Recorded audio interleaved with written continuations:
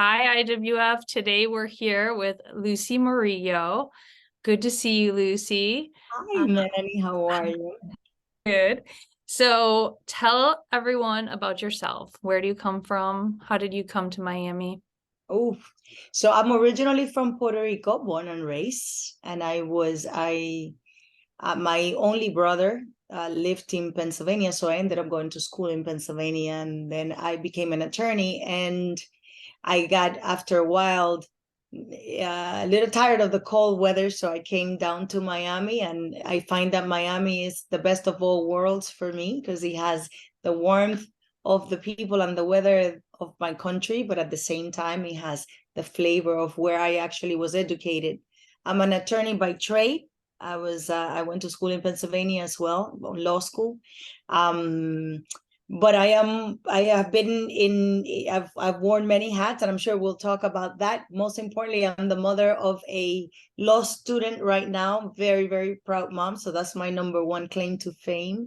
Didn't intend to create another lawyer in this world, but here we go. And you probably can understand. And right now I am not practicing law. I've worn many hats through my career. I've been in the non-for-profit space, non-for-profit management. I've been a fundraiser, but I'm now an entrepreneur. I own a consulting firm. And so we do business strategies, and we specialize in growing new enterprises and transforming companies, as well as other projects that I'll share with you as we go through our conversation today. So tell everybody what your current business is and how you arrived at doing that business. Well, right now, like I said, I have two different professions that I juggle simultaneously. I'm the president and CEO of LMA Consultants, which is a cross-cultural, most importantly, women's own boutique consulting firm, an advisory firm, and we specialize in strategy, integrated communications, and executive coaching. I am at the same time the publisher of a luxury magazine called Es Revista. It is the only digital luxury magazine in Spanish in the United States currently. And it's a publication geared to the discerning Spanish-speaking high net worth audience, with a reach in Miami, New York, LA, Dallas, and some other cities that have the Latin American flavor. For the consulting role, I arrived there after many years in the industry of as a non-for-profit leader, raising money in the non-for-profit space and raising equity on the private space. So we wanted to kind of create a one-stop shop for individuals and organizations. And so we are about 15 consultants currently, and we're having a lot of fun. It's kind of like the Olivia Pope of the consulting space. Whatever the problem the organization or individuals have, will solve it.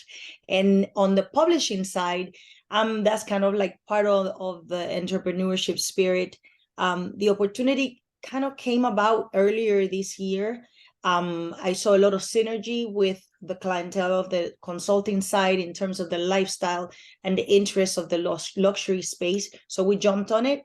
And it's a very interesting profession. I think as IWF members, we are always in motion, and I think it's part of the beauty of just being the women that we are.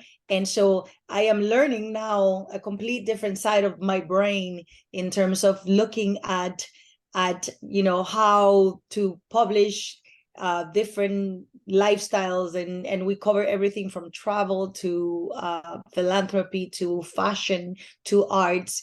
And so it's a very broad. We have a great seasoned editorial staff, great writers, and I'm just having a lot of fun with it. It's almost like, I don't want to say my retirement project, but I want to say is my next milestone project.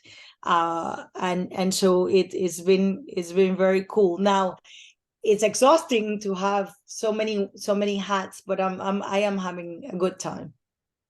Well, it's a beautiful magazine. Thank and I you. personally know how amazing you are as a consultant. So congratulations.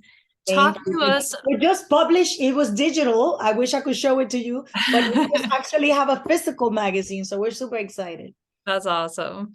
Talk to us about how you connect with the community beyond LMA Consulting and the magazine. So my professional side, it's great because the consulting and the publishing side almost forces me to stay connected to the community every single day. So and you probably you know me more than most as a dear friend.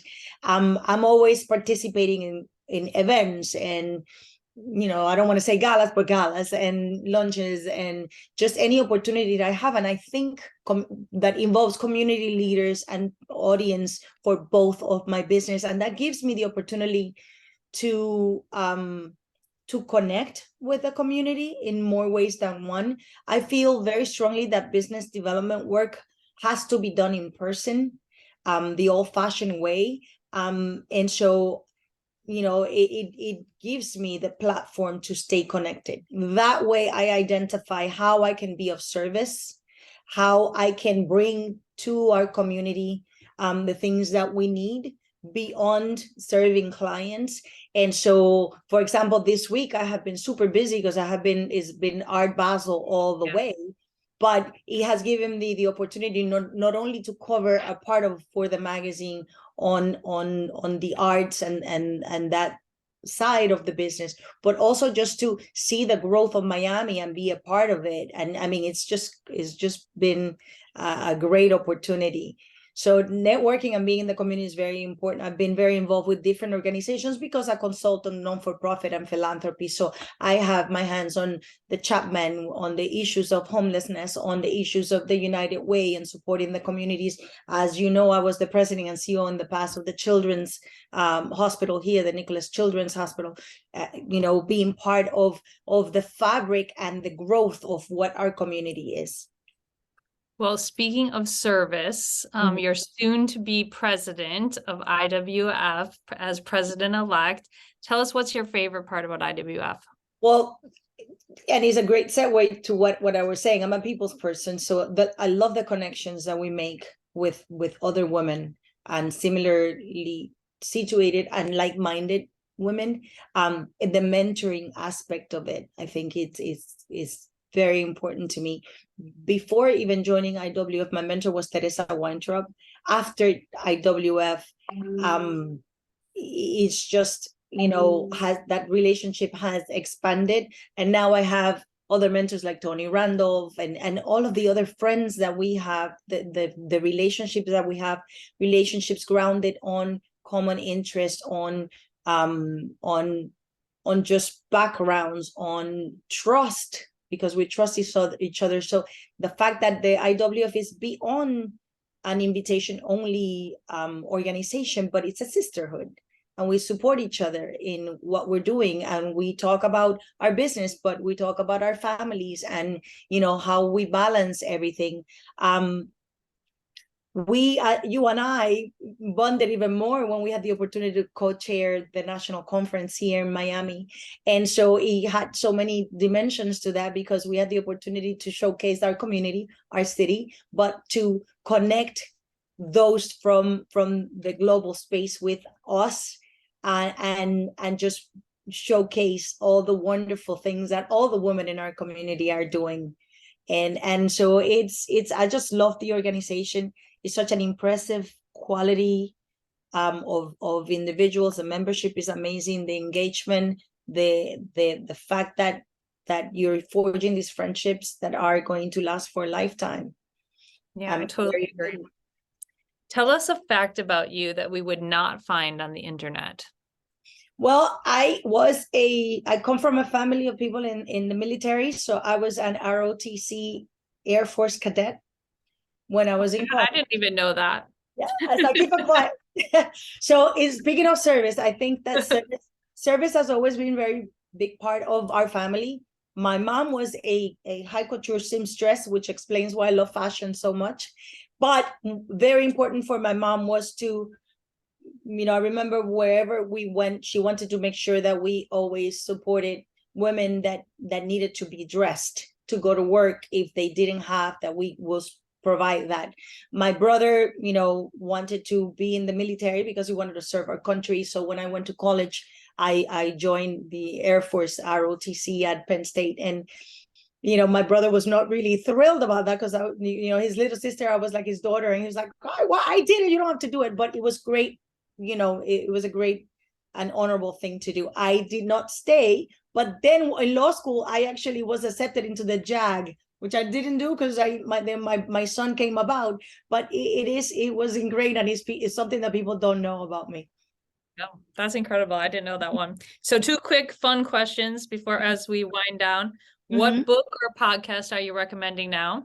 Oh, you're gonna love that one. My favorite book in the world is The Seat of the Soul by Gary Zukav. Oh, I like that one too. Because I think the concept of the premise that when the personality comes to fully serve the energy of your soul or the essence of who you are, and that's what authentic power is. I use that when I'm coaching anybody. You need to really find out alignment between what's in here, and that is going to show what's out there. So that's a cool one. Yeah. Okay, last one. If you were in charge of the playlist, what would be the next song? Oh, I like my oldies. So I love Earth, Wind, and Fire. And my favorite song is Shining Star. Oh, nice. Yeah. Well, thank you, Lucy, for being with us. Bye, everyone. Thank you. Bye.